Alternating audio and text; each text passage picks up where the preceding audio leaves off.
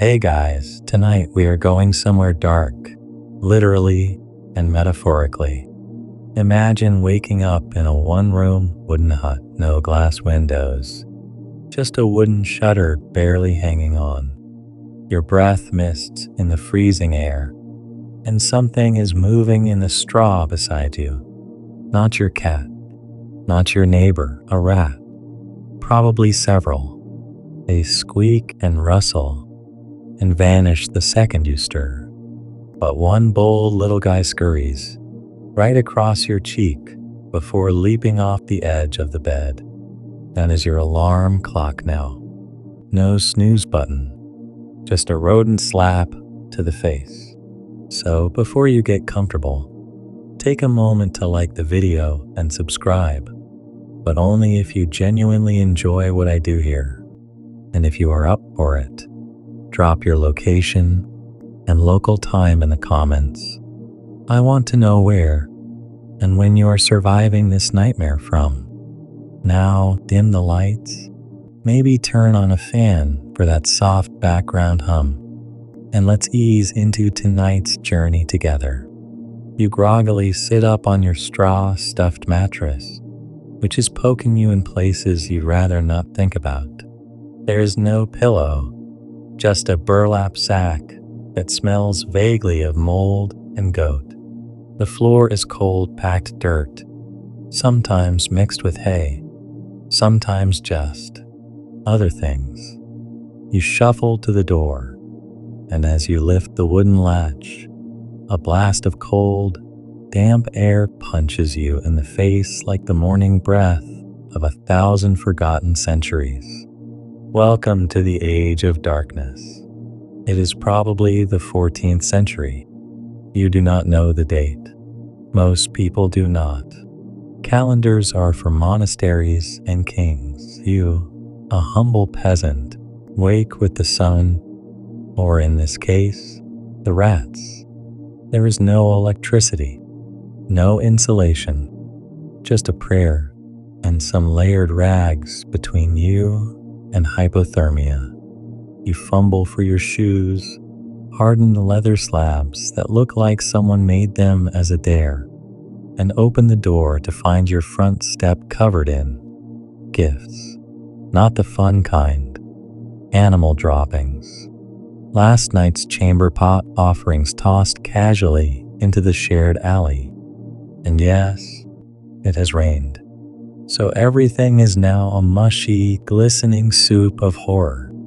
There is no sewage system. Waste just exists in ditches, in puddles, on shoes. This is the communal aroma of medieval life. Historians still argue whether towns were as filthy as the worst descriptions say. But honestly, you are not sticking around to test it. You step over the sludge and start your day. You hear chickens clucking, a pig snorting, and someone yelling about a missing goat. Welcome to the neighborhood. As you pass a wooden lean to where someone else is waking up, you nod, but no one smiles. Not because they are rude, because smiling in public can make you look like a lunatic, or worse, a flirt. Both are dangerous labels. You notice a woman across the way brushing straw from her hair. Her fingers are swollen, arthritis, maybe? It is common. Life expectancy is low. Somewhere in the 30s, if you are lucky. Most children do not survive childhood. And adults? You are constantly one infected wound away from permanent darkness. Speaking of wounds, you hear coughing. Deep, chesty, rattling coughing. That is not a cold. That is something worse. Tuberculosis, maybe. It lingers in the cramped, unventilated homes, jumping from mouth to mouth like a particularly cruel party guest. A local monk passes by, clutching a rosary and mumbling Latin. You wonder if he has soap. Probably not, but he has divine protection. And in this age, that might be the only kind that matters. He side-eyes you, possibly because you are staring. You lower your gaze. Eye contact with the wrong person can spiral into accusations or worse. Your stomach growls, but you do not head straight for food. First, you need to visit the privy, except you do not have one. You walk to the edge of the village and squat behind a bush. It is not glamorous. It is not even private. You are swatting flies away while praying nobody walks by a dog trots past and does not even blink. He's used to it. Back home, your family is up. Your younger brother has lice. Your grandmother has no teeth. And your father is trying to fix the front door with a rock because there are no nails. And yes, the rats are back. They are in the grain bin. They are everywhere. You lock eyes with one, and it does not flinch. You blink first. The plague? Not yet. But it is coming. And these little furbles are the harbingers. You scrape ice from the inside of the window with your fingernail and watch your breath form fog on the glassless frame.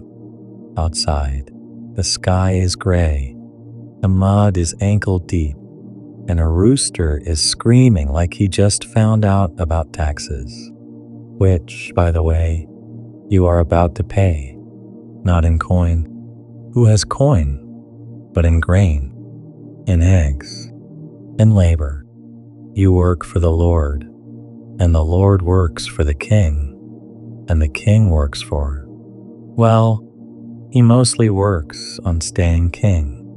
You consider staying inside just for 5 more minutes, but your mother is already yelling about chores, and if you do not collect water from the stream, you do not get to drink. So out you go, bucket in hand, shoes already soaked, heart heavy, knowing full well you are probably not making it to sunset. You trudge down a narrow path to the stream, your wooden bucket slapping against your leg. Mud clings to your ankles like wet cement. Your shoes have already given up. If they were any less waterproof, they would be soup. You pass a pig chewing something absolutely not edible. He gives you a look, as if to say, "Welcome to the team." The village stream is the closest thing to running water you have. That is both a blessing and a curse. The blessing, it is water. The curse, everyone uses it for everything. Bathing, dumping waste, rinsing laundry, watering livestock, even less wholesome rituals, depending on who you ask. You crouch down and dip your bucket into the flowing brownish liquid and tell yourself it is fine. You have a strong stomach, right? Spoiler, you do not. You feel something soft bump the side of your bucket and instinctively pull it back. You do not look. Just don't. You will sleep better, well, slightly better, not knowing. Historians still argue whether people in the Middle Ages truly drank unboiled water regularly or stuck to ale for safety. But whatever the truth, you just filled your breakfast jug with a bacterial cocktail strong enough to take out a small army, and you will share it with your entire family. Back at home, your sister is grinding grain with a stone mortar. It is loud, repetitive, and her hands are blistered. Breakfast is on the way. Dark rye bread.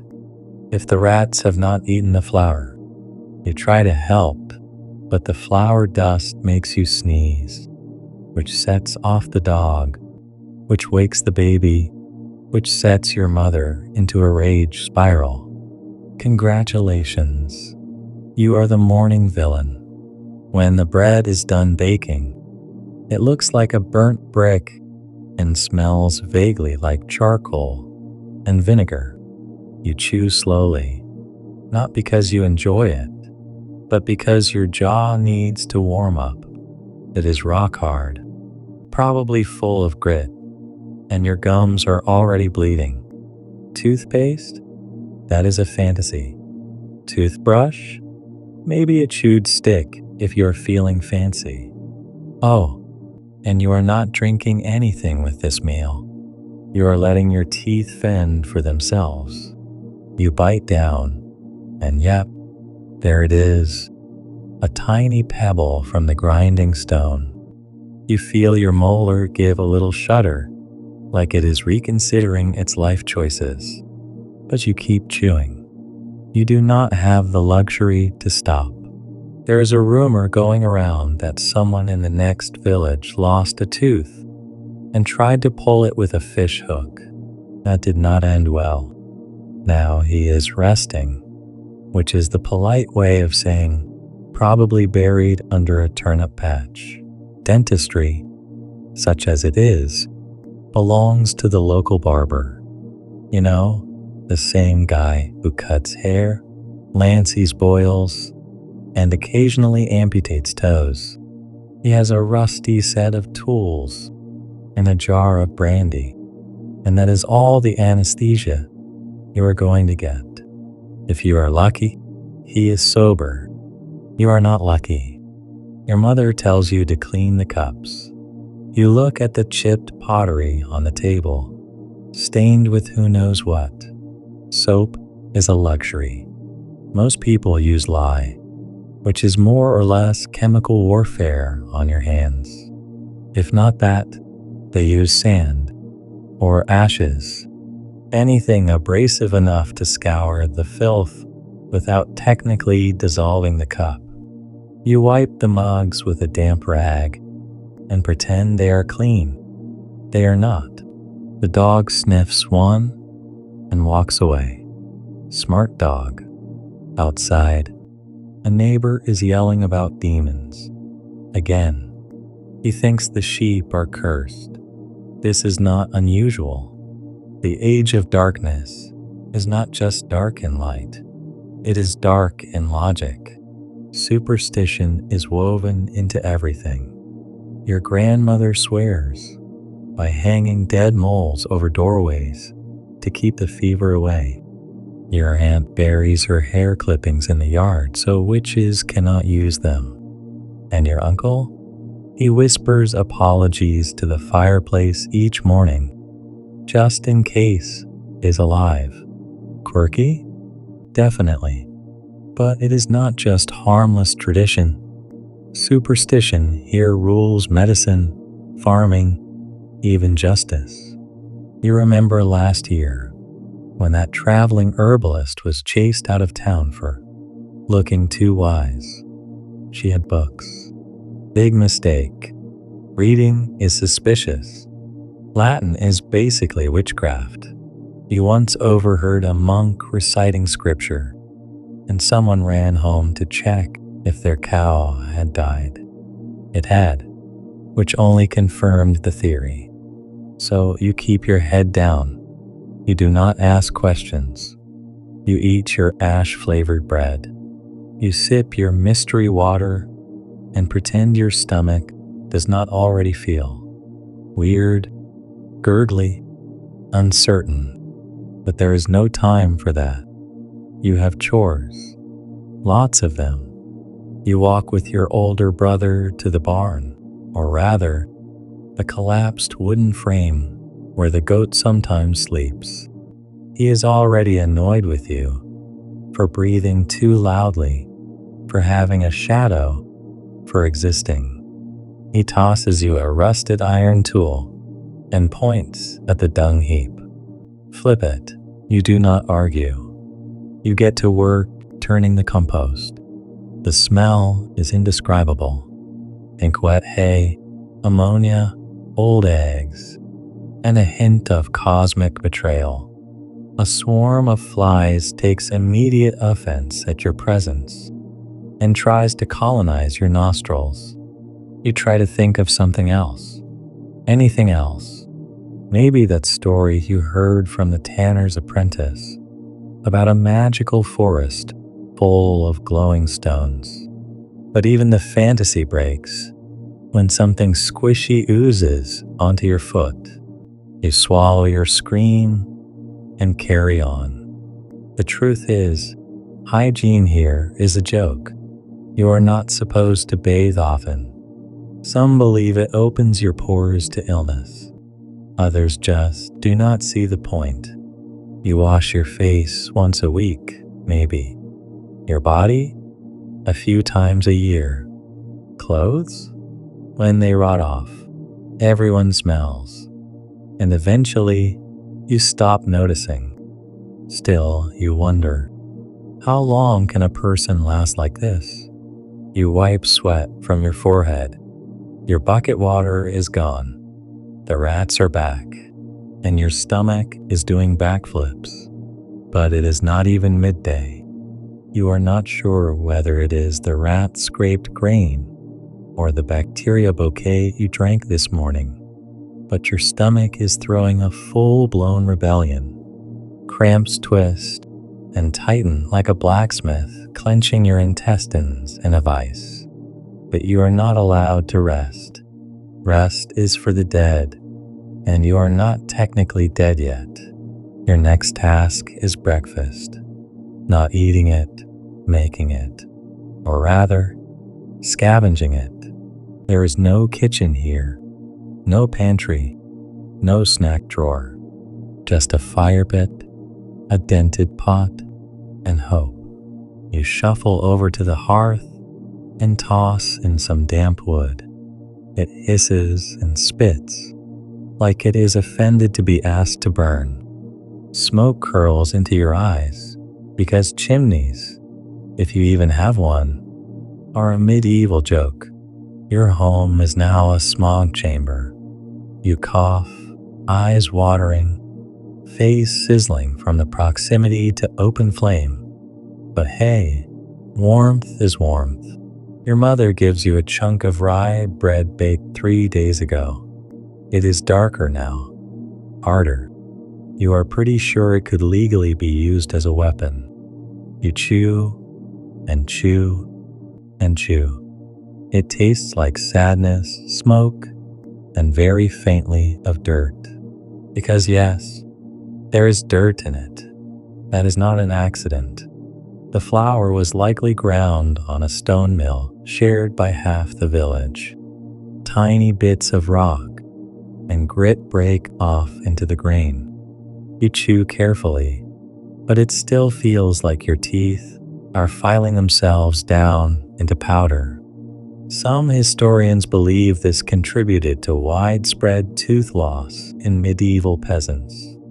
Others think poor dental hygiene did more damage. Either way, you can feel your molars weeping softly. Your father slaps a chunk of salted pork onto the table. It looks like a fossil. You are told it is meat. It smells questionable. But salt preserves, right? That is the theory anyway. You chip off a bite with a knife so blunt it might as well be a spoon and chew with the grim determination of a soldier in battle. You take a sip of ale, not because you are partying, but because it is safer than the stream. Low alcohol, small beer is the drink of choice for kids, adults, even the family goat, if it is a holiday. You cough. It is warm and sour and absolutely not refreshing, but your gut thanks you. Briefly, your sister adds cabbage to the pot, not the nice kind, the kind that has seen things. It fizzes slightly as it hits the water. Fermentation. Totally intentional, of course. You ladle yourself a spoonful of the grayish stew, avoiding the floating mystery bits. There is something in there that might be a bean or a beetle. You slurp. It is Edible adjacent.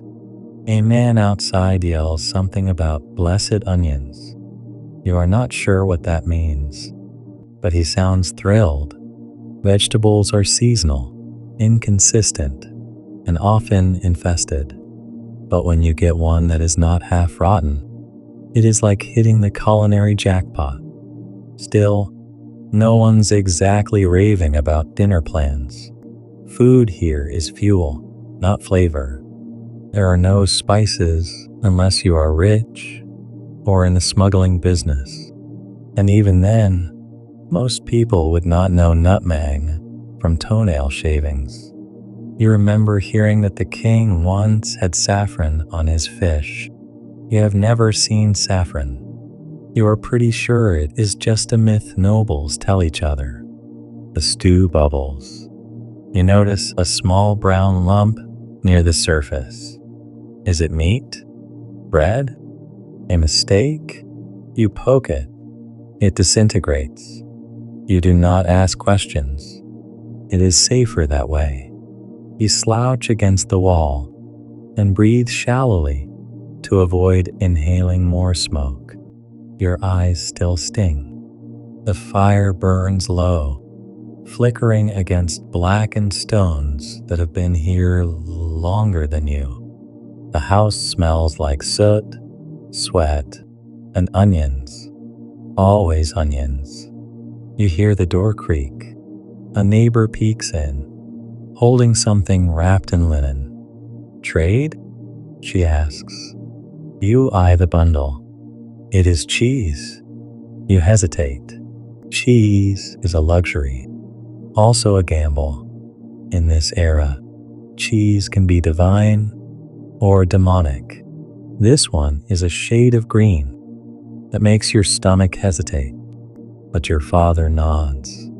So the trade is made. One ragged loaf of bread for one possibly sentient will of dairy. You bite it. It tastes ancient, sharp, like the past itself is arguing with your tongue, but it does not kill you immediately, so it is a win. Sort of. A child runs past the doorway, shrieking with laughter. He is being chased by a chicken. The chicken is winning. You glance at the corner of the room, where some turnips are sprouting on their own. No one put them there. They just started growing out of the dirt floor. You try not to think about it. You help wash the dishes by wiping them with the same rag used to clean your boots yesterday. It is all you have. Water is limited. Hygiene is subjective. And then, the moment of true medieval glory. The house fills with smoke again because someone added damp moss to the fire, thinking it would help. It did not. You are now coughing like a plague victim and waving your arms wildly to clear the air. Your mother throws open the door to let out the smoke. Cold air rushes in. You welcome it, even as your nose runs and your eyes water. A neighbor walks by, sees the scene, and mutters, "Blessed be your walls," which is either a compliment or a warning. Hard to tell. You decide to step outside, get some fresh air. You lean on the doorframe and breathe deep. The wind smells like manure, mildew, and burnt soup, but at least it is different. You see the town's tanner dragging a sack of something past your hut. He waves. His hands are permanently stained brown from all the urine-soaked hides he works with. You wave back politely, because the tanner is not someone you want as an enemy. He knows where all the good hiding spots are. One fact you do know: people used to collect human urine to soften leather. It was called land, and it was big business. Entire families were paid to store their own pee in buckets. You would think they would complain, but honestly, Extra money is extra money. You wonder what your job will be when you're older. Cooper? Thatcher? Possibly town person who screams about omens. For now, you are just the kid whose breakfast included a questionable fungus, 3 rocks, and a possible parasite. And the day is only just beginning. You are not feeling great. There is a mild ache radiating from your lower back. Your head throbs like someone is rhythmically thumping a wooden spoon against your skull. And your stomach, well, your stomach has stopped gurgling, which somehow feels worse than when it was. You decide to take a walk, mostly to keep from passing out in the soup bucket. Outside, the road, if you can call it that, is a chaotic collage of mud manure and discarded bits of last week's market. Your feet slip on something that might have once been cabbage or a rat. You do not look closely, you just focus on staying upright.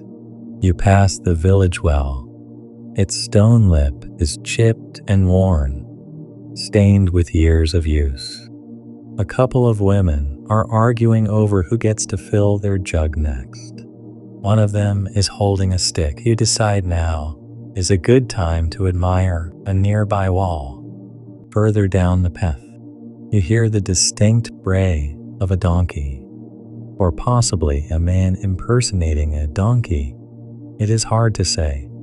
Someone is hauling a cart full of hay, and it tips, sending stalks flying everywhere. No one helps. Everyone is too busy pretending not to see it. You notice a few chickens have taken up residence in the communal refuse heap. One is pecking curiously at a shoe. You are not sure if it is more disturbing that it is doing that, or that it is not the only shoe there. The village smells. Layered, there is the omnipresent scent of animal dung, of course, but it is blended with the sour tang of old milk, sweat, and that particularly sharp note of something died near here, but we are not asking questions. It is important to note that medieval towns did not have garbage collection. Waste was just tossed into the street. People would literally fling buckets of human filth out their windows. In fact, you hear someone shout, "Godaloo," just in time to jump back from a suspicious splash near your boot. It misses, barely, but your soul is wounded. You shiver. It is not especially cold, but your clothes are perpetually damp. Wool tunics do not breathe. They trap the heat and lock in the sweat. And since you only have one set of clothes, maybe 2 if you are rich, you smell like you have been aging in a cellar, which, incidentally, is also where you sleep. But we will get to that. You stumble into the small market square. Today, it is more of a triangle with a pile of turnips in the middle.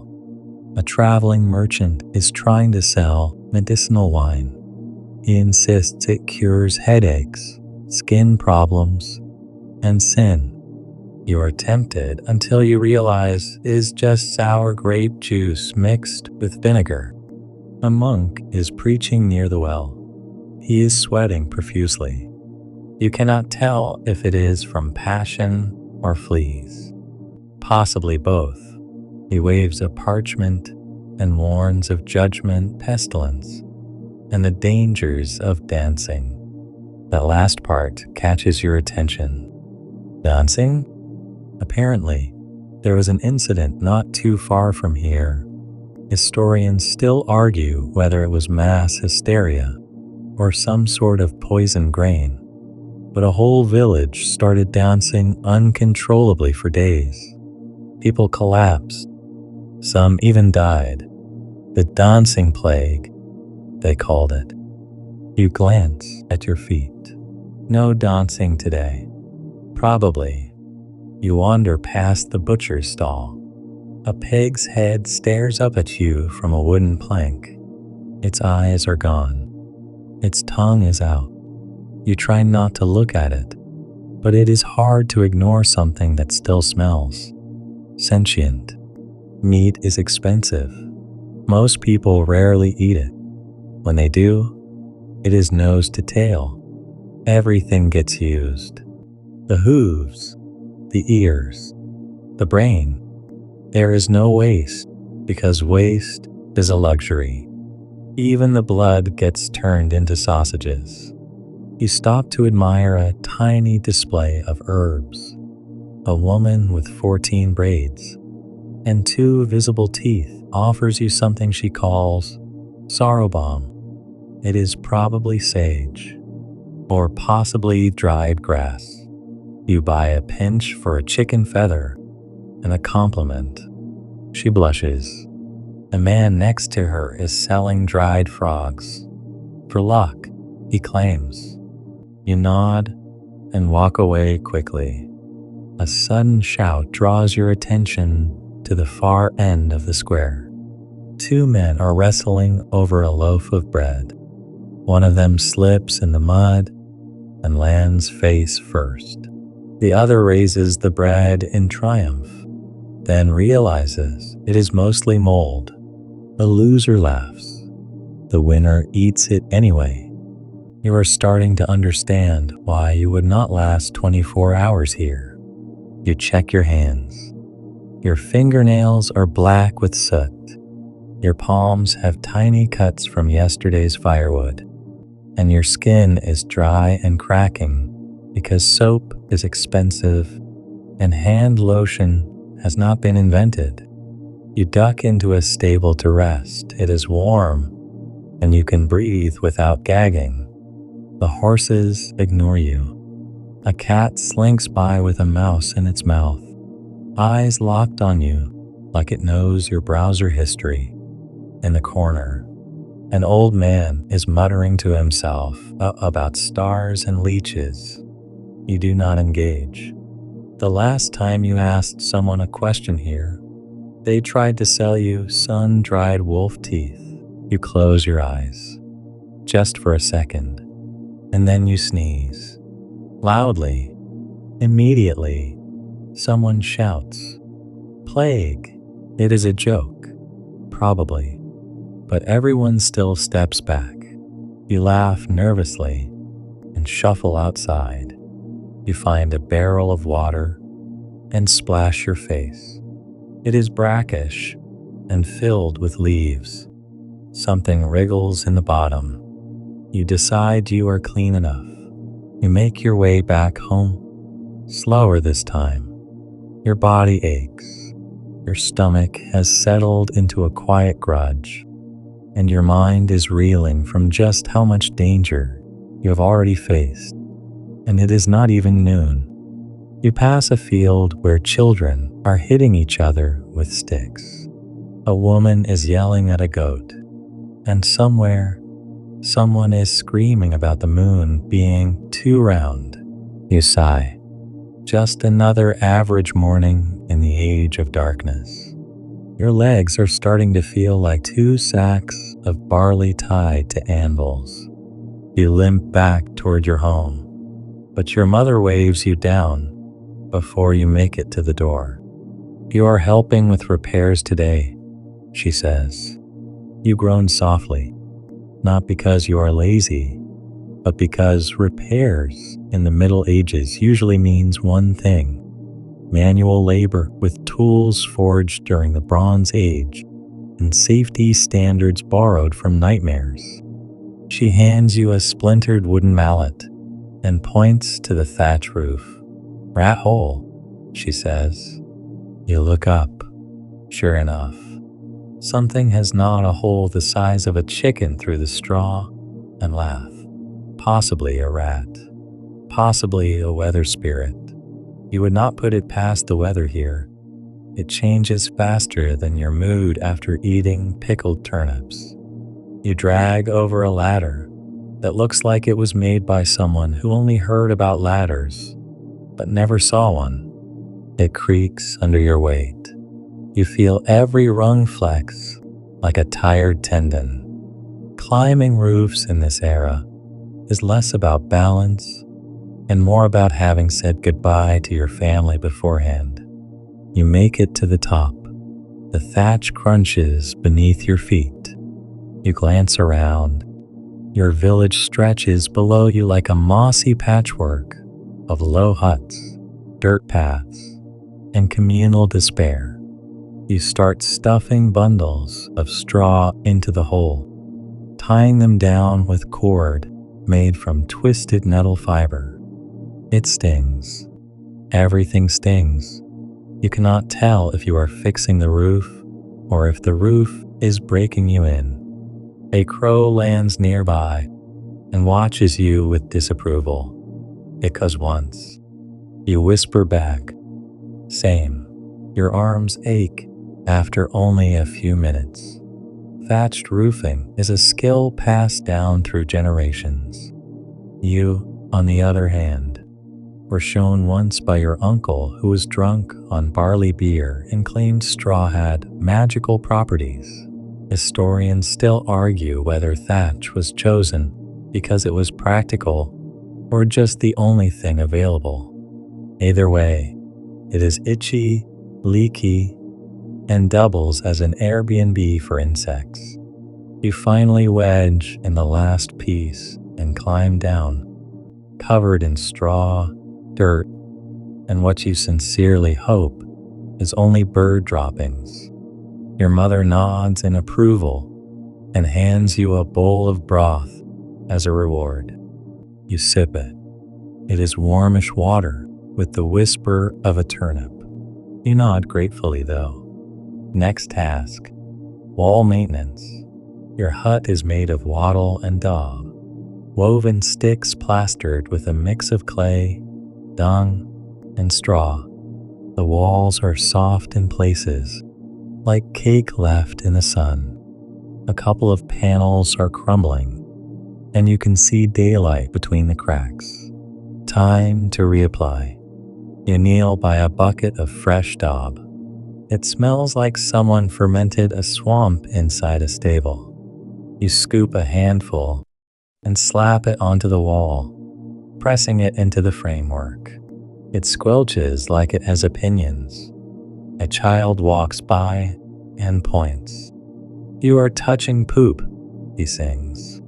You already knew that. You just did not need the reminder. Daubing is strangely meditative though.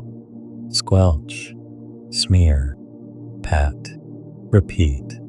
You work your way around the hut, layering over gaps, filling holes, and smoothing out edges with your hands.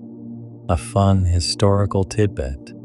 Daub not only insulated homes, but also helped keep out pests, unless the pests lived inside the walls, which, frankly, many did. Mice, fleas, tiny beetles that are mostly leg. You finish and wash your hands in a trough that smells like wet hay. It is better than nothing. Slightly. Your father beckons you next. The fence needs mending. You sigh and trudge over. It is made of split logs bound with rope. A pig has knocked out one of the slats, trying to chase a passing dog, or possibly start a revolution. You wedge a replacement log into place, hammer it in with a rock because your mallet just gave up on life, and tie it off with leather cord. The pig watches you the whole time, judging, planning. Just as you finish, you hear a distant rumble, not thunder, something heavier. You look up and see a cart being dragged by 2 oxen, wheels wobbling wildly. It belongs to the thatcher's cousin, and it is very clearly about to collapse. One wheel hits a bump and flies off. The cart tips. A barrel rolls out and explodes in a glorious puff of feathers and grain. Chickens everywhere. The cousin screams something about a curse, You do not help. You have learned. Cart accidents are contagious. You return to the hut to check the roof. It is holding. Barely. You sit for a moment on the stoop, staring at the clouds as they morph into ominous shapes. You are 90% sure one of them looks like a leech. Repairs done. Sort of. Nothing is ever fully fixed here, just temporarily less broken. You glance down at your hands. Splinters. Blisters. Your fingernails are rimmed in dried mud. Your forearms are pink from sun exposure. You do not even know what SPF is. The sun is just the sun. It bakes your skin, and you deal with it. Medieval sunburn is not cute. It is blistering, raw, and sometimes leads to infection. You remember your aunt treating one with meshed snails and moss. Did it help? Unknown. Did it smell? Yes. A breeze kicks up, lifting the smell of freshly smeared daub into your face. You gag quietly and shuffle indoors. The hearth is still smoking. Your sister is boiling something that used to be an onion. You hear it hiss and pop. She adds a pinch of dried nettles. Fancy. You collapse beside the fire. You can feel your bones humming with exhaustion. Medieval manual labor is not exercise. It is survival. There is no gym. There is just a never-ending list of things that will fall apart unless you personally stop them. The floor is hard. The fire is hot. Your feet are cold. You wonder if anyone in this century has ever felt perfectly comfortable. A rooster outside crows again. It is confused. So are you. And then your uncle bursts through the door, muddy and wild-eyed. He grins and holds up a frog. It is lucky, he says. You nod. You are too tired to argue. You wake up to something warm and furry pressed against your face. It is the family cat, or possibly a stoat. It growls when you move, but does not bite, which feels like a small win. The fire has died down to a faint glow. Your joints protest as you sit up. You are still in your clothes, of course. No pajamas here, just linen underthings, if you are lucky, and wool and everything else. Your back cracks audibly.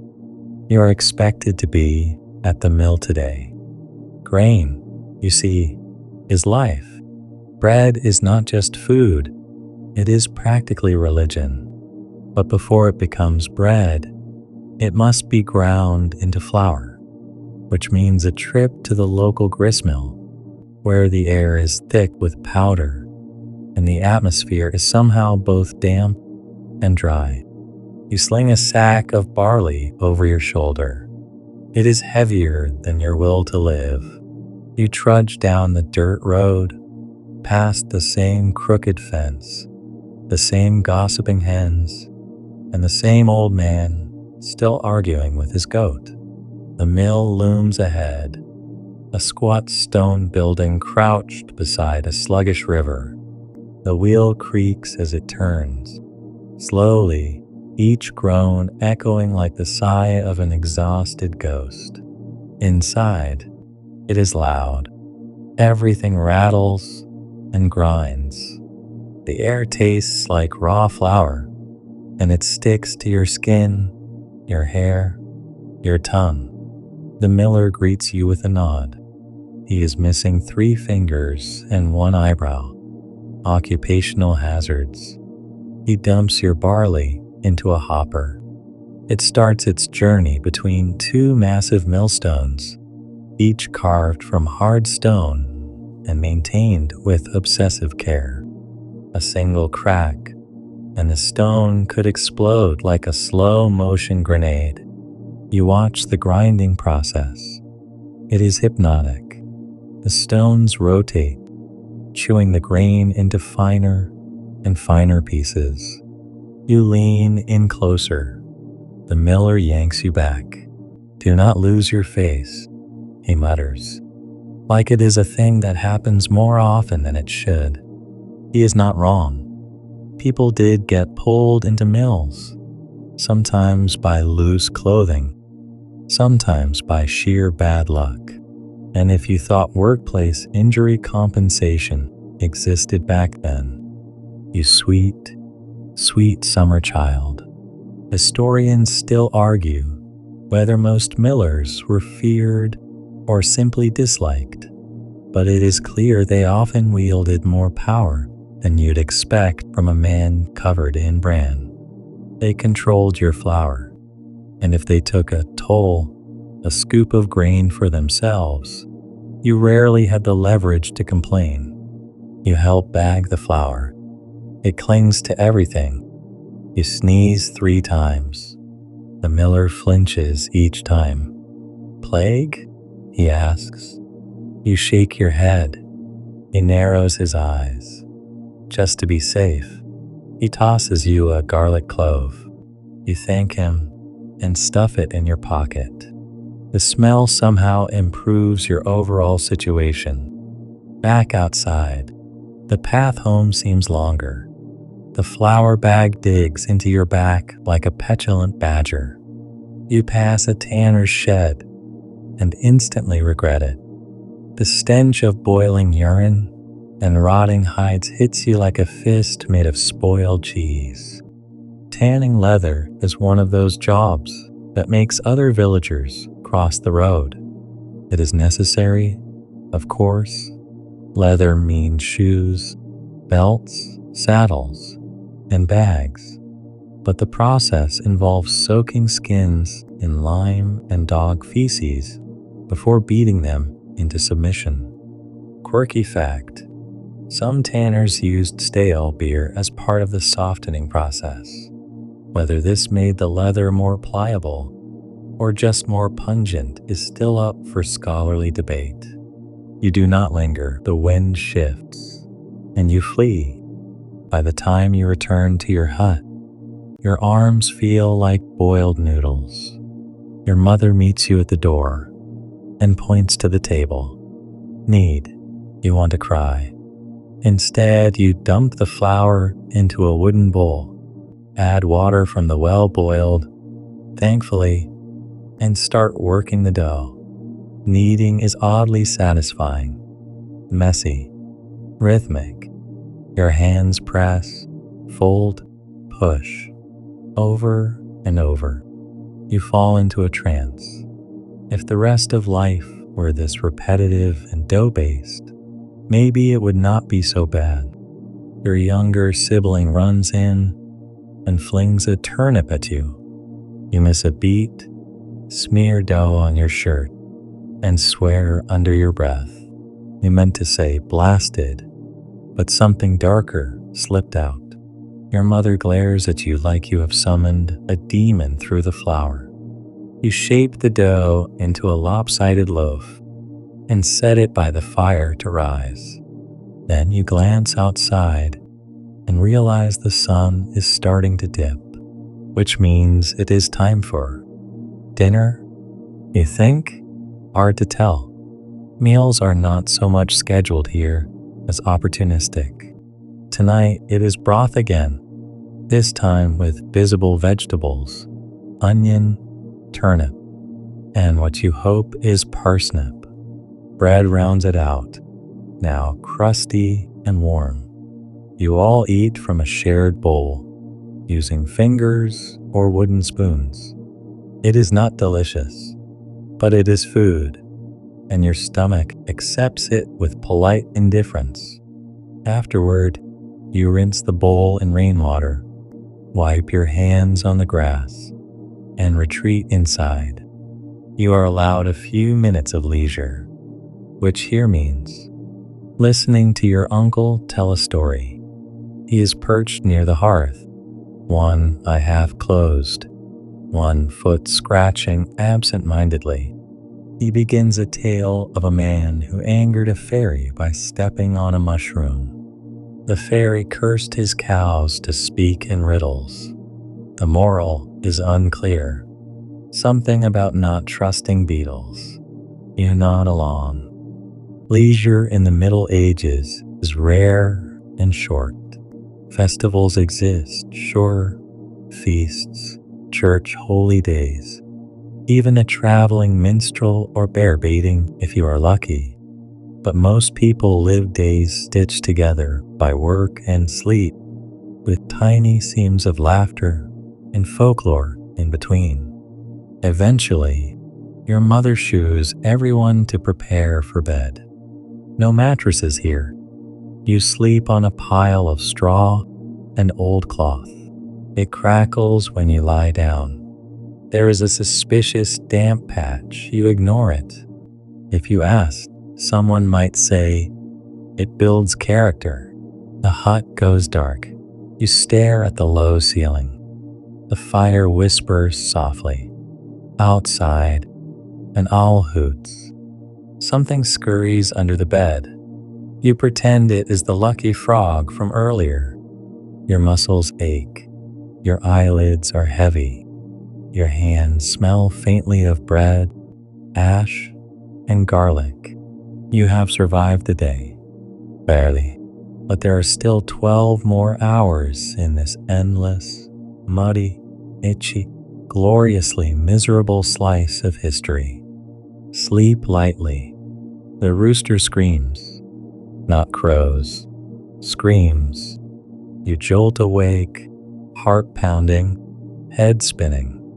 For a split second, you think you are under attack. Then you remember. This is just how the day starts in the 14th century. You sit up, scratching at a flea bite behind your ear. The straw you sleep on is now thoroughly tangled in your hair. It does not matter. Grooming is not a high priority when the nearest mirror is a warped piece of polished bronze, and your only styling product is bacon grease. You stretch. Everything cracks. Your shoulder feels like someone tried to pickle it overnight. You mutter something to the cat, who yawns without interest and resumes licking its foot. Your father is already up. He hands you a bucket. Water time. The well is a 5-minute walk from your hut and 5 minutes in the other direction from your patients. You trudge there barefoot because your leather shoes are drying near the hearth after being soaked through in a puddle of what was either rainwater or pig-related fluids. You did not investigate. At the well, a small queue has formed. Everyone stares into the middle distance with the same expression. This again. You nod at the blacksmith's apprentice, who is still missing half an eyebrow from a coal mishap last week. He nods back solemnly. Well, camaraderie runs deep. When it is your turn, you lower the wooden bucket into the well. The rope creaks, and you can hear the bucket splash faintly. You haul it back up, arms trembling. This is not hydration. It is a workout. You lug the water home, trying not to slosh it all over your tunic. Your hands are stiff from the cold. As you step into the hut, your sister nearly trips over the threshold and spills her bowl of porridge directly into the fire. She cries. Your mother sighs. Breakfast is a weak ale and leftover bread crust. You chew slowly, not because it tastes good, but because chewing is the closest thing to rest you are going to get. Then your father claps a hand on your shoulder and says the words you dread. Time to help in the fields. No please. Anything but that. You sigh and follow him out. Fields in the Middle Ages are not idyllic swaths of nature. They are brutal, lumpy. Weed-riddled tracts of barely tamed earth, carved into strips and passed around like unwanted gifts. You and your family tend several of them, some rented from the Lord, some technically yours, though you're still not clear what that means when He can take them back whenever He likes. Today, you are weeding, not with a hoe, not with some clever tool, with your hands. You drop to your knees and begin. The soil is wet and cold. It sucks at your fingers like it is trying to keep you. You pull up thistle after thistle, their roots resisting like angry ghosts. Your nails fill with dirt. Your knees go numb. You find an earthworm and name him Henry. He is the most interesting thing you have seen in days. Historians still argue whether the average medieval peasant worked more or less than modern people, but most agree. When they worked, it was harder than anything your gym's CrossFit coach could throw at you. You keep weeding, time becomes a flat circle of dirt and regret. You watch a crow land in the nearby furrow, dig up a worm, and fly off. It lives better than you. Lunch is brought to the field. More bread, maybe a little cheese, and a handful of wild greens. Someone found a beetle in theirs. They flick it away and eat the greens anyway. You lean against a tree and close your eyes for just a second, and then your father's voice snaps you back. Plowing next. You try not to cry. Plowing means following behind an ox-drawn wooden plow and encouraging the beast not to wander off, lie down, or die of boredom. You hold the reins while your father guides the plow blade through the earth. The soil flips in slow, damp chunks. The ox farts audibly. You whisper a small prayer for release. You step in something warm. You do not look down. The afternoon sun bakes the back of your neck. Your tunic sticks to your skin. You are itchy, sore, sun-drenched, and developing a blister between your toes from grit that found its way into your foot wraps. And then it happens. The plow hits a rock. The ox jerks sideways. The reins pull your arms awkwardly, and you stumble into the freshly turned soil. Your face meets mud. The ox looks back, unfazed. You push yourself up, spitting earth. I am fine, you say to nobody. You are not, and yet you keep going. Eventually, the field is plowed. You are a human-shaped smear of mud, straw, and sweat.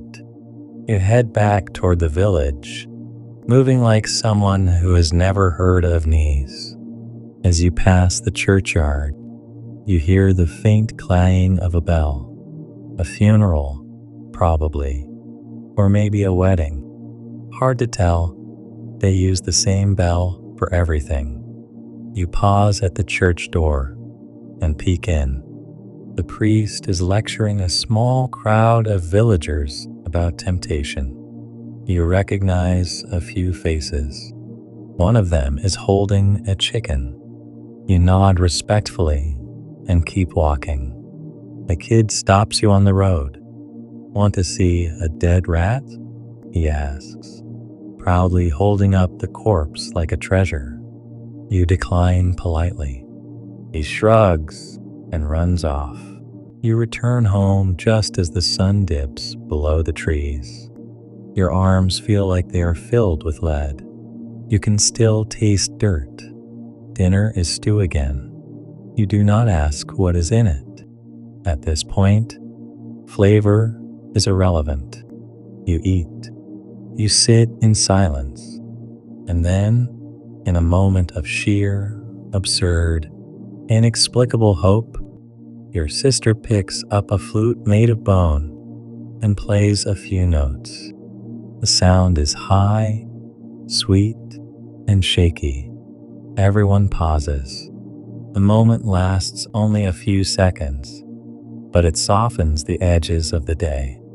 You smile, just a little, then you sneeze, because you are still covered in field dust and cow fumes.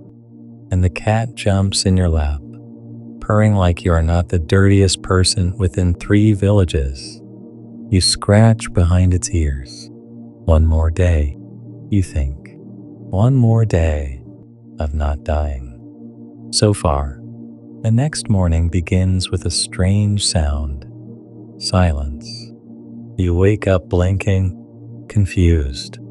No rooster, no shouting, just the soft crackle of the hearth's embers and the faint wheeze of your father's snoring.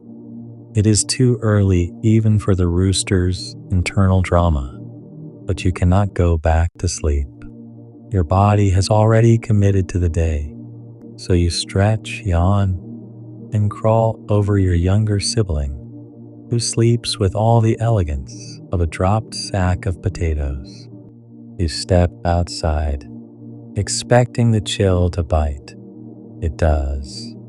Mist curls low over the ground. The grass is slick with dew. A thin fog drapes the village in a dreamlike haze, muting shapes and softening sound. But do not let it fool you. This is not a day of peace. It is a market day. Market day is the closest thing medieval life has to a carnival, a nightmare, and a diplomatic summit all rolled into one. You rush through a bowl of hot barley mush, toss on your best least tattered tunic, and join your mother for the journey.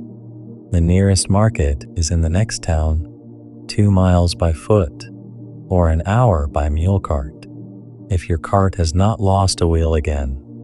Today, you walk because of course you do. The path winds through open fields, hedgerows, and the occasional deeply suspicious bush. You clutch a small basket, eggs, cheese, a handful of herbs, and a knitted wool cap your mother insists someone will pay for. Maybe they will. Maybe you will come back with turnips and regret. The town is buzzing. Stalls line the muddy square. Vendors shout. Geese honk. Children run past swinging sticks. A man plays a lute badly. 2 dogs are fighting over what is either a sausage or a finger. You try not to look too closely. Market day is chaotic, but it is your one chance to trade, hear news, and pretend the world is larger than 5 huts and a cow. You pass a spice seller hawking powdered ginger like it is powdered gold. And honestly, it might as well be. Spices are ludicrously expensive in this era. Imports from the East that have traveled thousands of miles and quadrupled in price every time they changed hands. Historians still argue whether the average peasant ever saw spices like cinnamon and cloves, or whether that was pure upper-class fantasy. But you catch a whiff of something spicy, and it lingers in your nose like a forgotten dream. You stop at a wool merchant stall, hoping to sell the cap. The merchant squints at it, turns it over, sniffs it, yes, sniffs it, then shrugs and offers you half a wheel of hard cheese in exchange. You look at your mother. She nods. Deal. You carry the cheese like a trophy. A commotion draws your attention to a nearby booth where a man is selling miracle cures. His table is covered in jars, powdered frog, dried herbs, a jar of something labeled blessed eel mucus. He is shouting about how it healed his cousin's limp, his aunt's boils, and his goat's stubborn attitude. You ask if it works on back pain. He says yes. You ask if it works on bad luck. He says definitely. You ask if it works on your little brother's horrible flute solos. He does not hesitate. 2 drops, and he will sing like an angel. You do not buy it, but you appreciate the hustle. Nearby, a town crier is shouting news. Something about the king raising taxes. Something about a noble getting excommunicated. Something about a new comet in the sky. You look up. No comet. Just clouds. Your mother haggles with a cloth seller. You drift toward a booth with books. Actual books. Chained to the table. Covered in dust. Their handwritten pages cracked and yellowed. You touch one reverently. The seller smacks your hand. Books are rare. Luxuries. Most are religious texts, copied painstakingly by monks over years. Quirky fact. Some monks left little notes in the margins like, "This page took forever," or "The ink froze today." Relatable across centuries. You trade your leftover eggs for a pair of rough wool socks. Fair deal. Then, as the afternoon sun casts longer shadows, the tone of the market shifts. You hear a bell. A hush falls. The crowd parts as a group of soldiers ride through. Chainmail clinking, faces hard, swords at their hips. They are not here for you, but the chill they bring settles into your bones. Law enforcement, such as it is uneven in the Middle Ages.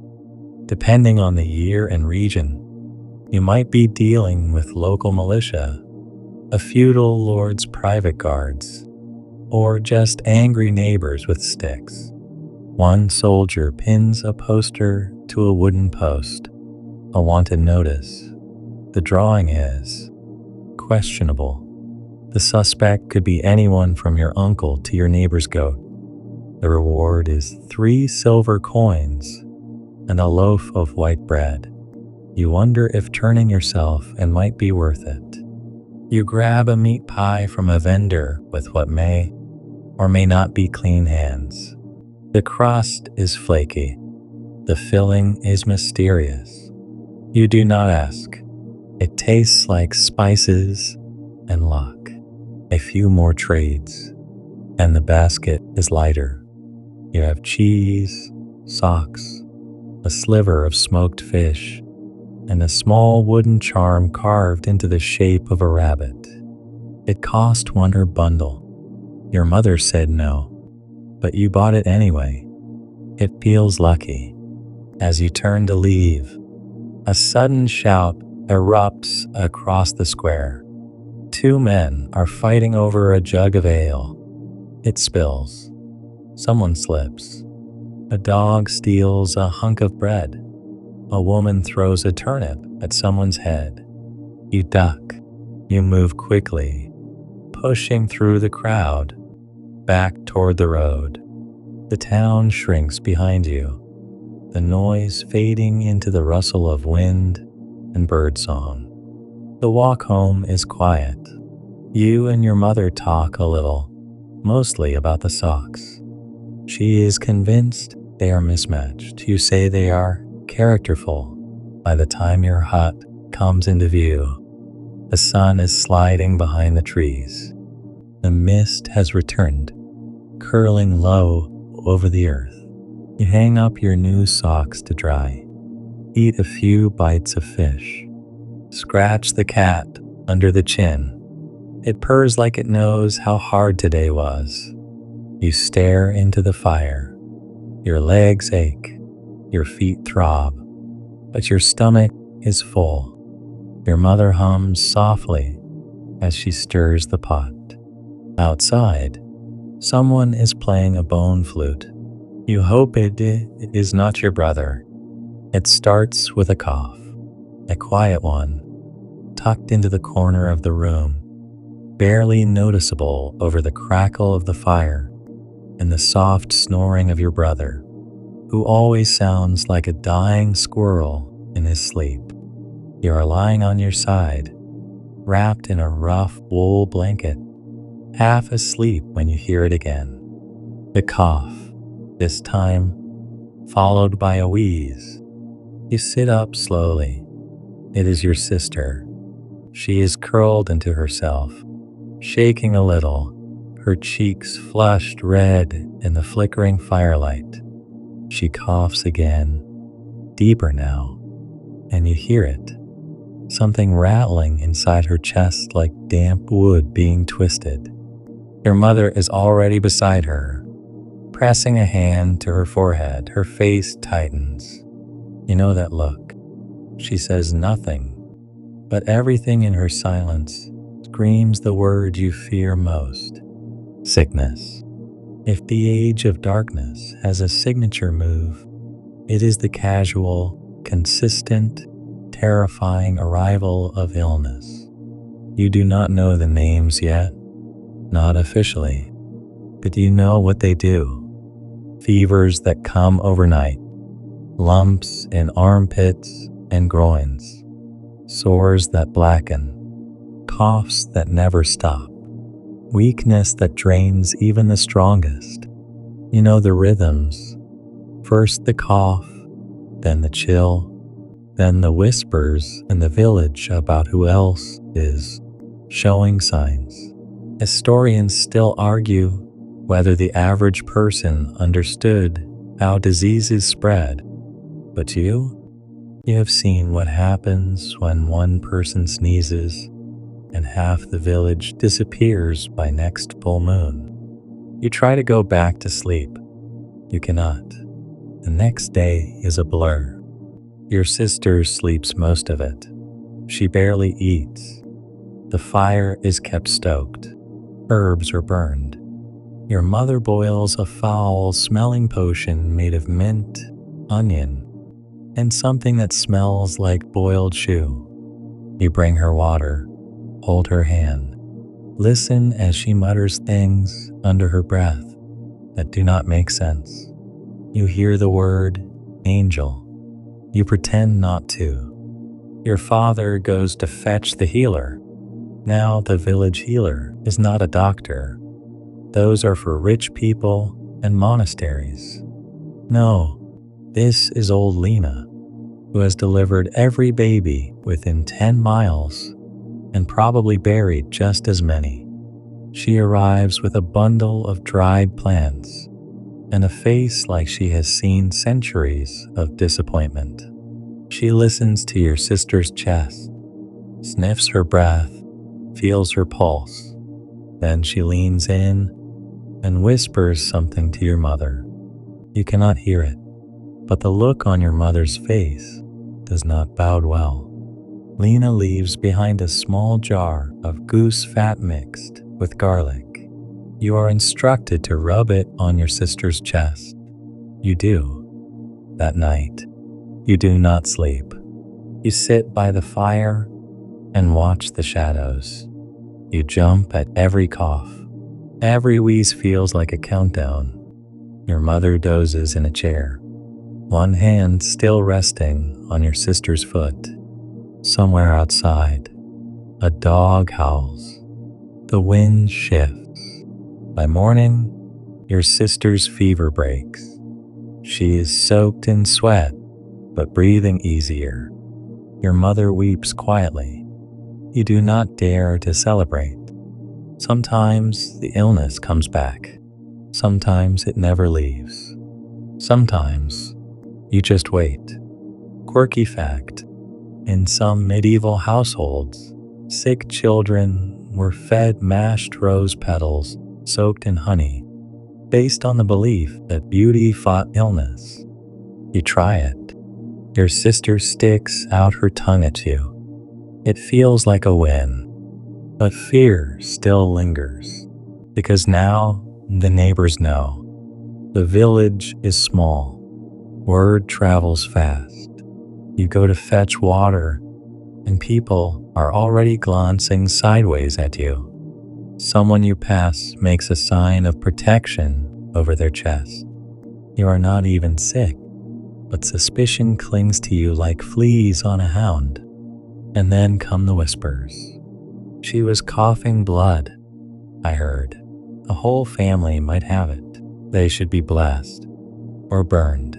Burned. Yes, that is a thing. In some regions, panic leads to brutal solutions. Houses are boarded up. Families left to die inside. People believed illness came from sin, from punishment, from curses, and sometimes from neighbors. You walk faster. When you get home, you shut the door tight. Your mother sets herbs to burn near the threshold, mugwort and vervain, meant to keep out bad humors. The air smells sharp and earthy. You try not to breathe too deeply. For days, your family stays in a voluntary quarantine, centuries before that word exists. Your father ventures out for food and returns with little more than stale bread and a suspicious-looking turnip. You do not ask questions. You take turns watching your sister. Her breathing evens out. Her appetite returns. She even smiles. It is not over. But maybe you are through the worst. The village is quiet. Too quiet. Then you see the smoke. Far end of the village. Someone's house is burning. You rush outside, heart pounding, only to find that it is not an accident. It is deliberate. A family, marked as plague-touched, had been hiding a sick child. The others found out. The fire was their answer. You stare at the flames, sick in your gut. Even in a world with no electric lights, the dark is everywhere. You return home, shaken. Later, your father nails a bunch of garlic to the doorframe. Your mother grinds dried marigold petals into powder and sprinkles them under the threshold. Your little brother draws a protective symbol with charcoal, something he learned from the baker's son, who swears it kept his dog from dying. And you? You sit by the fire, watching your sister breathe. You do not know what tomorrow brings. You just hope it does bring something. Days stretch into weeks, but the shadow of illness never fully lifts. Your sister is better, but weak, and the village feels smaller, heavier. The market square's lively chaos has been replaced by hushed conversations and locked doors. You try to keep busy, helping your mother with chores, gathering firewood, and checking traps along the forest's edge. The trees seem to close in on you more now, their twisted branches like the fingers of unseen watchers. You remember the old stories about spirits and curses hiding in the woods, tales your grandmother whispered on long winter nights.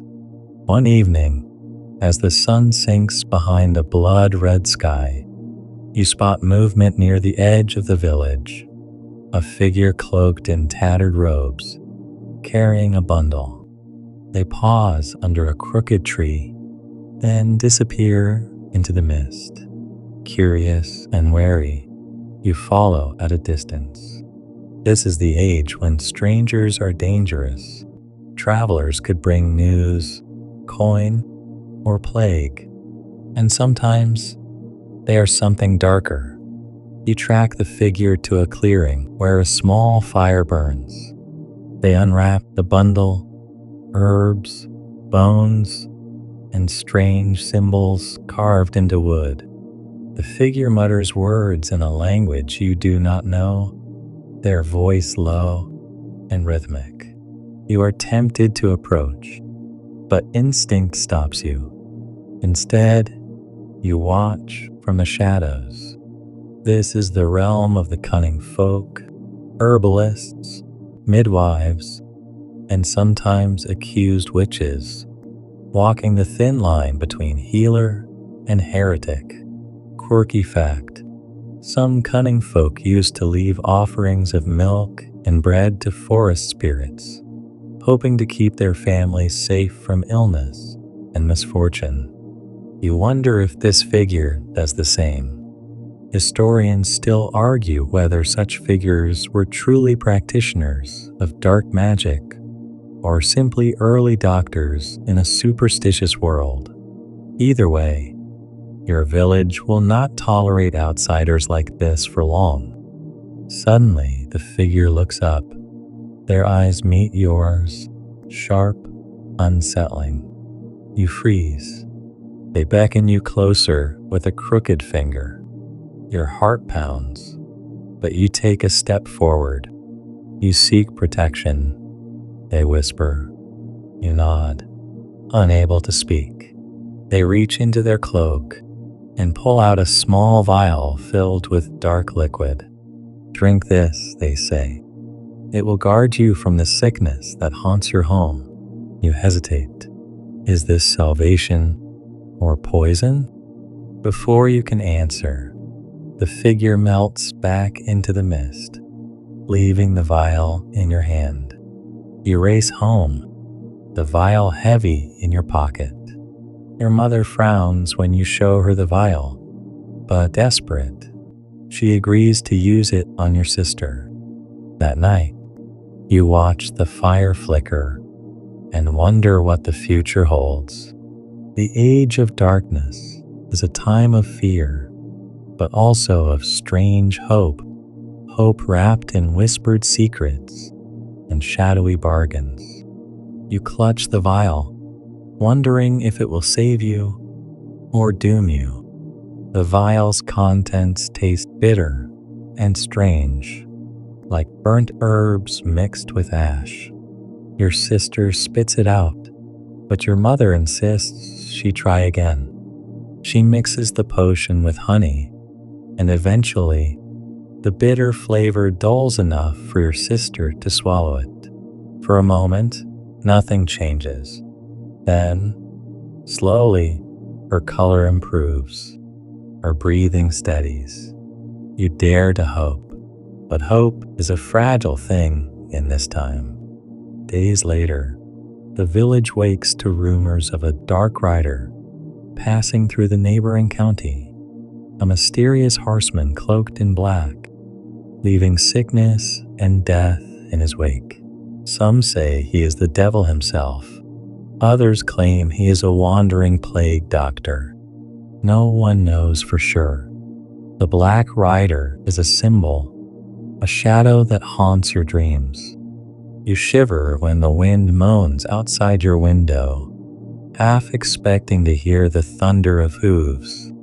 Outside the village, the woods grow darker, as if mourning the sickness that stalks the land.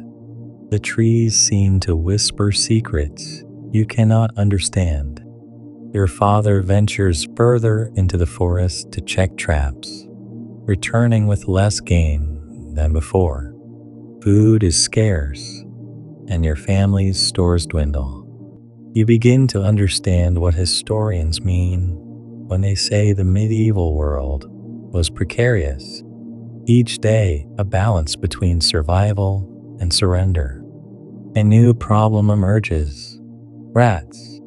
Not just the common rats that scurry through the fields, but enormous, bold rats that have lost their fear of humans.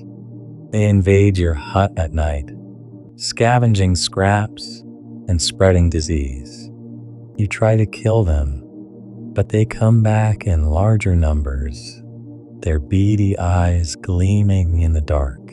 Legend says the plague travels on rat fleas. The idea that tiny creatures could bring death faster than swords terrifies you. You tie a bell to your cat's collar, hoping it will catch the rats. The cat stares at you like you are the idiot. Still, You persist. One night, a strange noise wakes you, a scratching at the door. You hold your breath, heart racing, and glimpse two glowing eyes in the moonlight. The cat leaps into the shadows, claws unsheathed. You realize the fight for survival is no longer just against illness.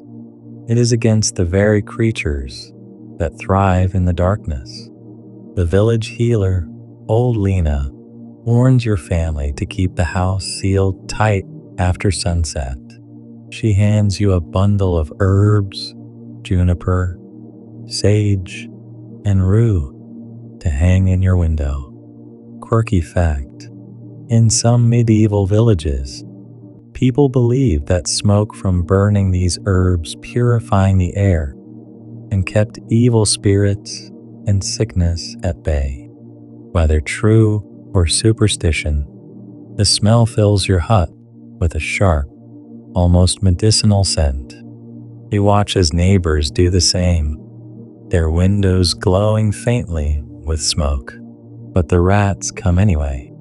You stay awake most nights, listening for the scurry of tiny feet. Historians still argue whether rats were the primary plague vectors, or if fleas from human lice played a larger role. Either way, you do not want to find out firsthand. One evening, you spot a rat crawling across the table, near the cheese you brought home from market weeks ago. You scream, and the rat scurries off. But you realize your food is not safe. This world demands vigilance. You wipe the cheese clean with a cloth, hoping it will be enough. You have survived days of sickness and fear, but you know the night is long, and the darkness stretches ahead.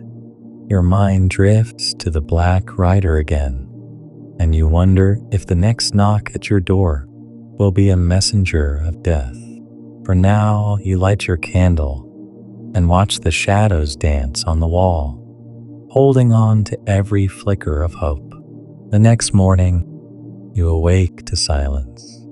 Too much silence.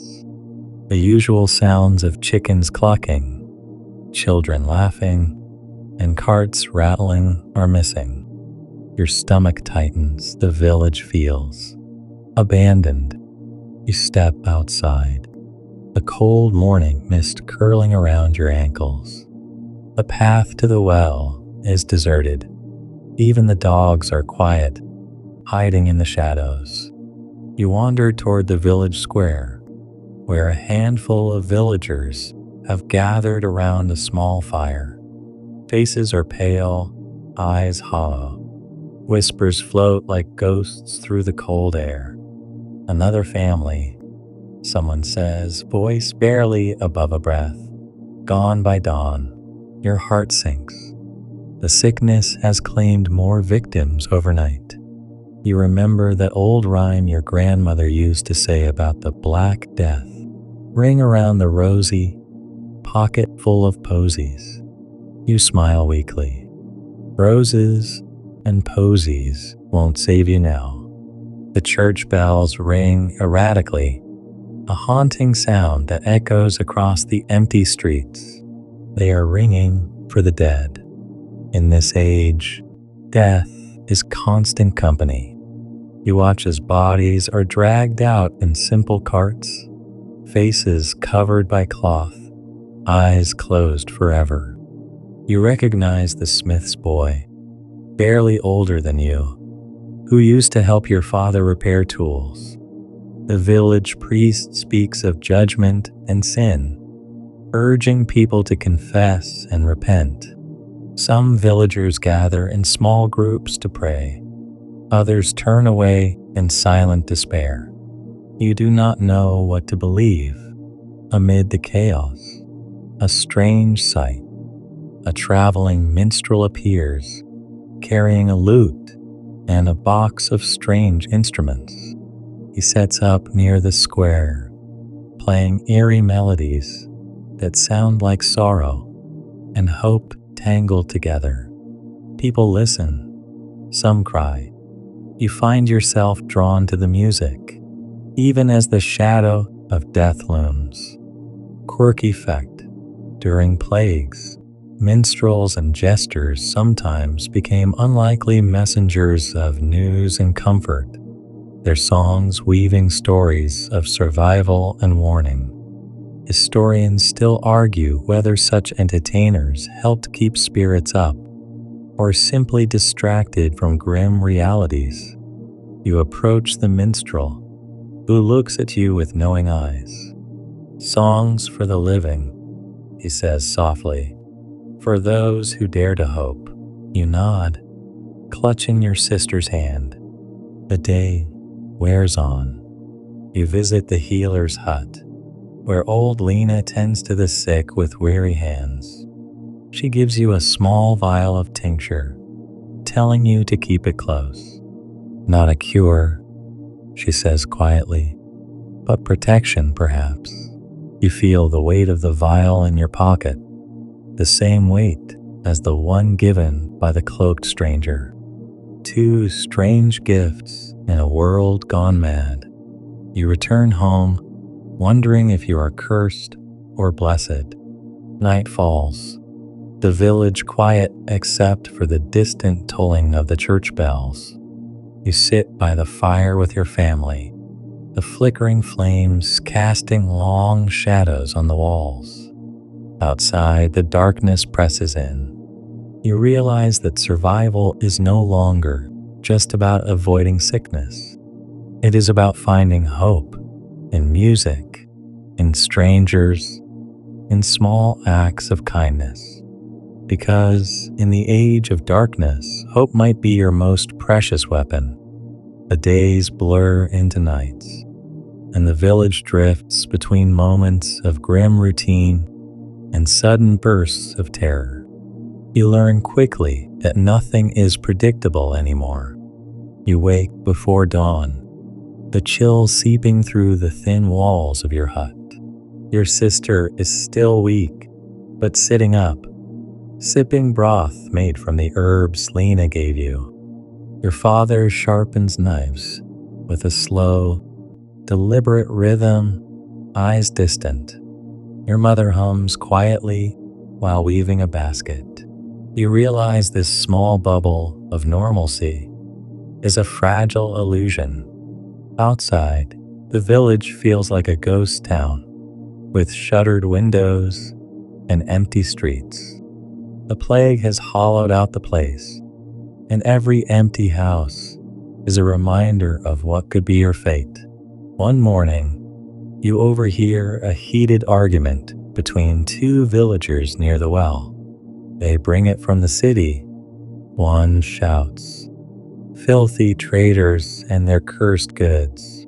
Not so fast." The other replies, "It spreads through the air. No one's safe." You recognize the blame game. It is ancient and relentless. Scapegoats are chosen, travelers, the poor, the foreign. Fear breeds suspicion, and suspicion breeds violence. You remember hearing about entire villages burning suspected carriers alive. Horrible stories you thought only existed in legends. Your stomach churns. One afternoon, you decide to explore the edge of the village, near the old mill. The air there feels different, heavier, colder. You find a cluster of wildflowers growing by the stream. You pick a few, remembering Lena's advice about healing herbs. Among them, a strange purple flower you do not recognize. Quirky fact: some medieval healers believed that ghost flowers bloomed only near sites of death, carrying both poison and cure. You wonder if this is one of them. Historians still argue whether the medicinal practices of the time were effective remedies or hopeful superstition. You tuck the flowers into your pocket, feeling their soft petals brush your skin like a secret. Back at home, Your sister coughs less. You feel a flicker of relief, but the shadows outside grow longer. That night, the village is stirred by cries from the direction of the mill. You rush outside to see a crowd gathered, faces pale and eyes wide with fear. Someone has found a body, a young woman collapsed near the water, eyes wide open, staring at nothing. Her skin is cold, and her breath is gone. The village whispers of death again, louder this time. You realize the disease is no longer a distant threat. It is here, in your midst, and it could be coming for you next. You try to sleep, but the image of the young woman haunts your mind. The vacant stare, the cold stillness. It feels like death is watching you, waiting just beyond the shadows. The next morning, the village gathers for a somber meeting. The priest warns that this is a time of divine judgment, urging repentance. Some nod, clutching crosses or rosaries, while others hang their heads in silent grief. You listen but feel detached. Prayer feels distant, like a fragile thread barely holding your fear in check. Your father speaks quietly about practical matters, securing the village borders, rationing food, and keeping the sick separated. You realize survival is no longer about just avoiding illness. It is about community and trust. But trust is in short supply. That evening, a group of villagers confront the traveling minstrel. They accuse him of bringing the plague, of spreading dark magic.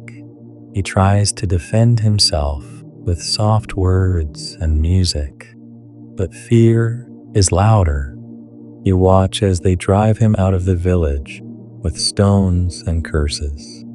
The minstrel disappears into the forest, his lute strings silenced. You feel a pang of guilt. His songs had been the only light in this dark time. Quirky fact: minstrels were often viewed with suspicion in medieval times, thought to carry secrets or curses, even as they were the bearers of news and stories. Historians still debate whether the fear of outsiders helped communities survive by limiting contact or doomed them by isolating valuable knowledge. You retreat to your hut, the silence heavier than ever. Outside, the wind howls, and you wonder how much longer you can hold on to hope. Your sister's cough worsens. Your mother sits beside her, stroking her hair, whispering prayers. You clutch the vial from the cloaked stranger, the one Lena gave you, feeling its cold weight. It is your last hope. You vow to protect your family no matter what. As night falls, you sit by the fire, staring into the flames. You think of the black rider, the rats, the strange flowers by the stream, and the vanished minstrel. You realize that in this age of darkness, survival is not just about fighting sickness. It is about navigating fear, hope, and the fragile threads that hold humanity together. You close your eyes, listening to the soft crackle of the fire, waiting for dawn. Morning breaks, but the light feels weak, as if the sun itself is weary. You step outside, the village eerily quiet, except for the distant caw of ravens perched atop the church steeple. They seem like grim sentinels, watching and waiting. The plague's grip tightens. More villagers are sick or gone.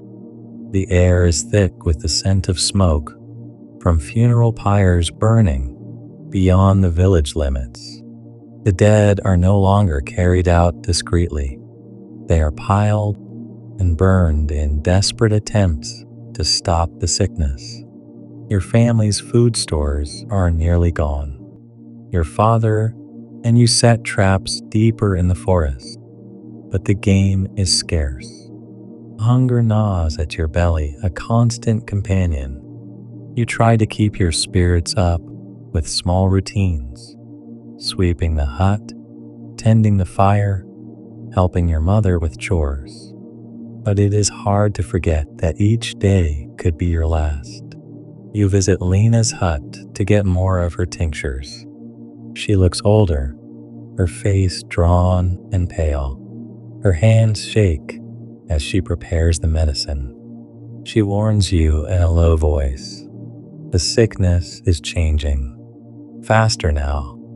Keep your sister away from others and burn the clothes of the sick. You nod, swallowing the lump in your throat. Quirky fact. Burning the belongings of plague victims was a common but controversial practice. Some believed it helped stop the spread, while others thought it angered the spirits, worsening the curse. Historians still argue whether such measures truly helped or were rooted in fear and misunderstanding. On the way home, you see the Black Rider again, or at least someone wearing a dark cloak astride a black horse, moving silently through the mist. Your heart races, but when you blink, the figure is gone. You question if it was a ghost, a hallucination, or a grim reminder. That night, your sister's fever spikes. She trembles violently, and you hold her close, whispering prayers and soothing words. Your mother weeps quietly in the corner. You stare into the dying embers of the fire, trying to will the sickness away. The shadows stretch longer, colder. You realize the fight is no longer just about survival. It is about love, sacrifice, and holding on to what little humanity remains. And you wonder if you have the strength to last another day. The night is restless. You barely close your eyes before your sister's cough wakes you again, harsh, rattling like a beast trapped in her chest. You sit beside her, feeling utterly powerless. Your mother murmurs ancient prayers over the flickering candlelight, her voice fragile but steady. Your father paces near the doorway, eyes fixed on the shadows beyond. Outside, the wind picks up, carrying with it a chorus of distant wails and howls. The village feels surrounded by sorrow.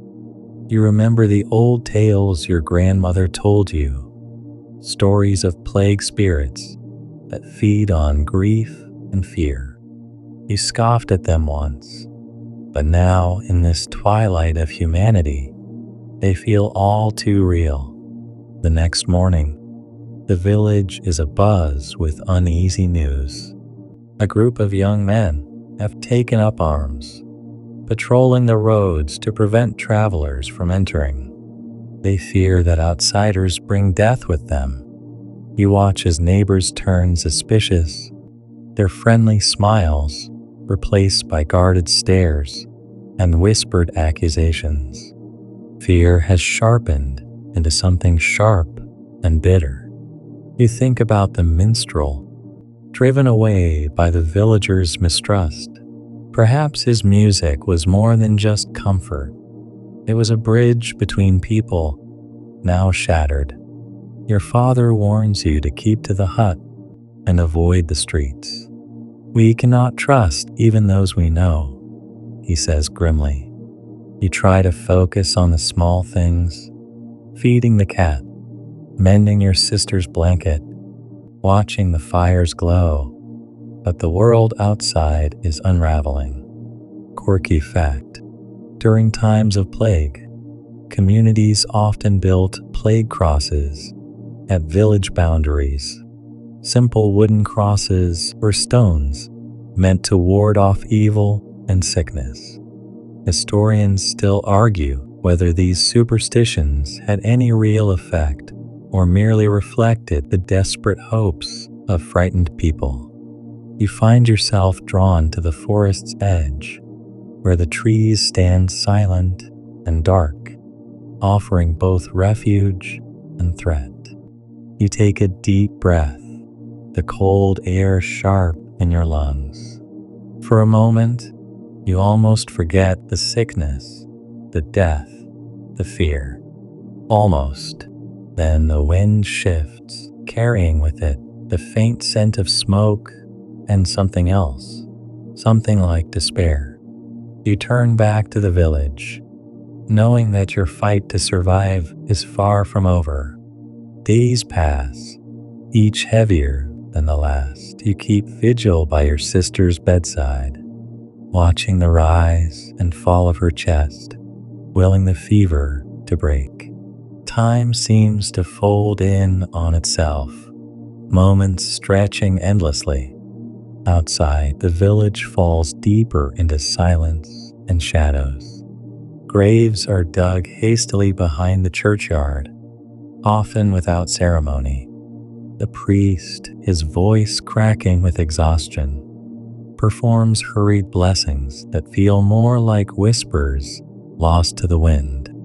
You remember the story of the dance macabre, the dance of death, a grim artistic motif showing skeletons leading the living to their graves.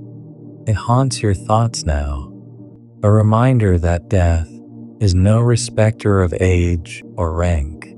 Quirky fact: some medieval plague doctors wore masks with long beak like noses filled with herbs, believed to protect them from the miasma or bad air that carried disease.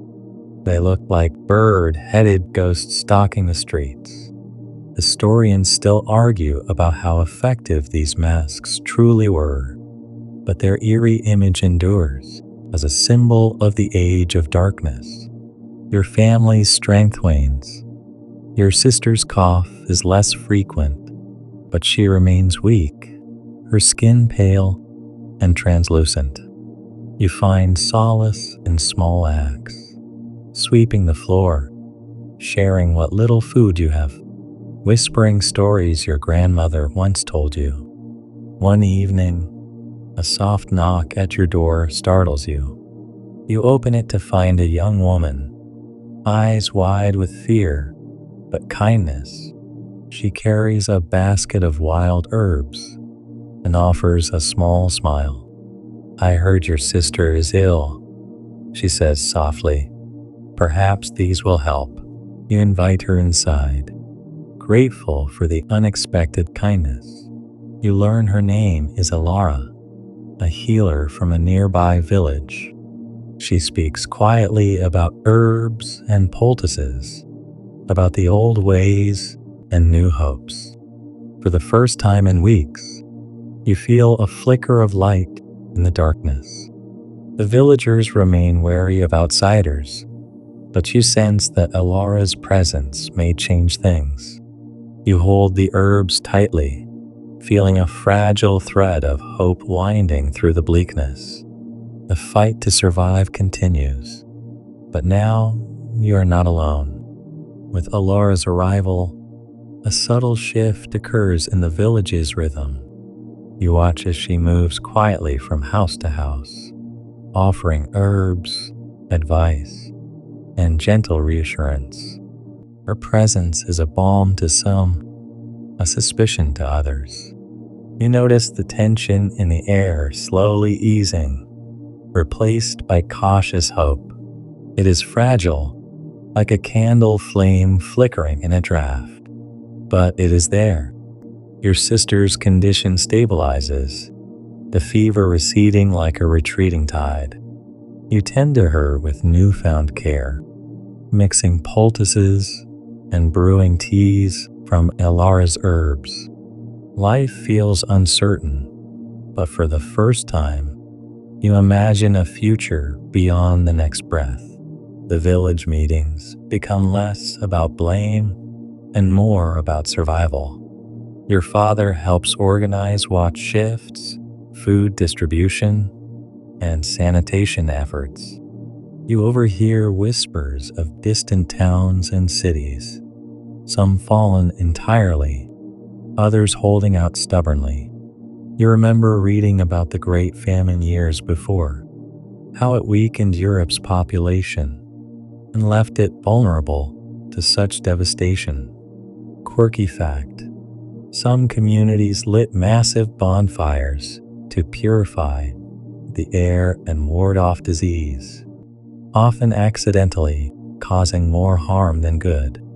Historians still argue whether such drastic measures helped curb the plague or fueled panic and destruction.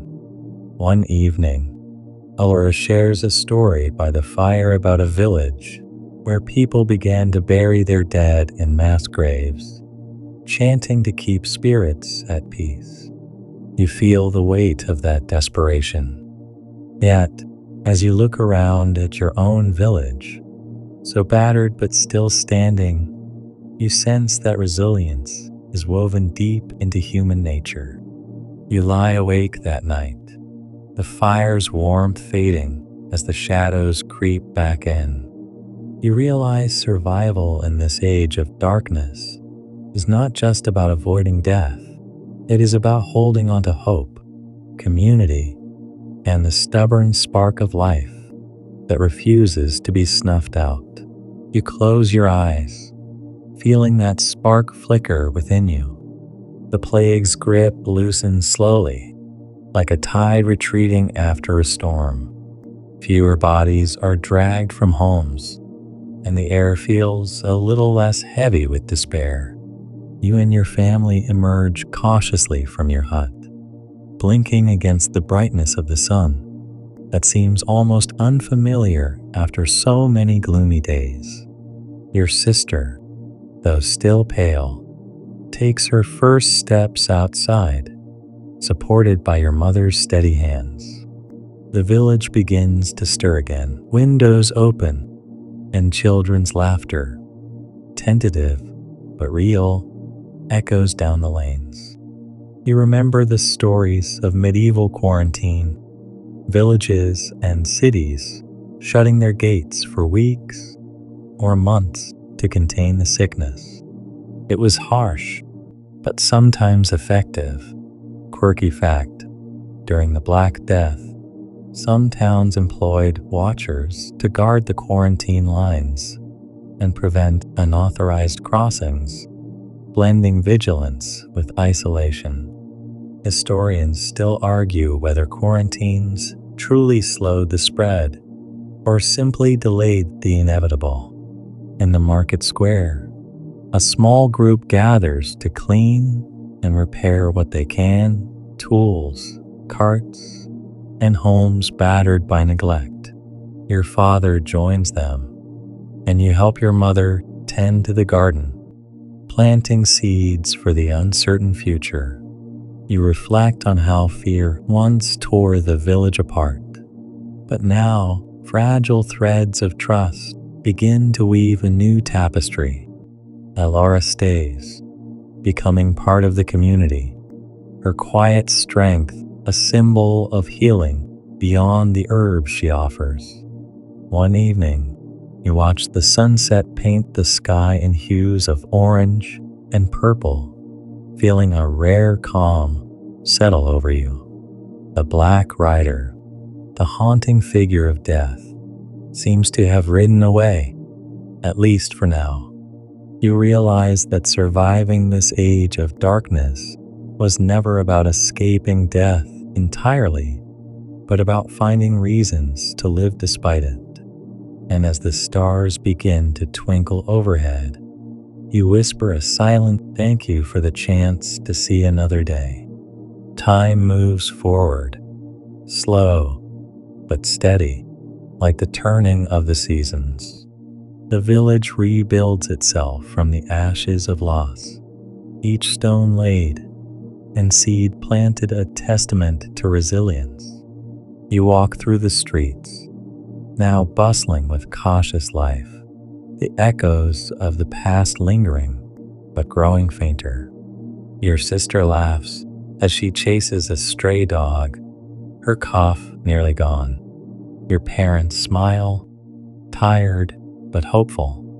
The memory of the plague, the black rider, the fevered nights, the empty homes remains a shadow, but one you carry with a strange sense of reverence. You realize how close you came to being just another nameless soul lost to the darkness. Quirky fact: after the plague, some European societies experienced major social shifts. Labor shortages gave surviving workers more power, and old feudal systems began to crumble. Historians still argue about how much the Black Death accelerated the end of the Middle Ages and paved the way for the modern world. You think about the centuries that followed, the art, science, and humanity that emerged from this crucible of suffering. Now, as night falls and the village settles, you find a quiet place beneath the stars.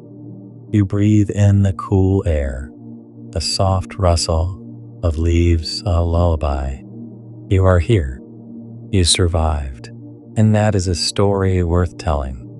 So now, as the night deepens and your eyelids grow heavy, remember this journey not as a tale of despair, but as a quiet reminder of resilience. The age of darkness was harsh and unforgiving, yet even in its shadows, sparks of hope flickered fiercely. You walked through fear and loss, felt the cold breath of death, and still you held on to life. Let that thought settle softly as you drift into sleep. No matter how dark the night, dawn always follows. The world turns, healing and changing, carrying you gently toward new beginnings. Rest now with the steady rhythm of your breath and the whisper of ancient winds, knowing that even in the bleakest times, humanity's light never fully fades. Sweet dreams.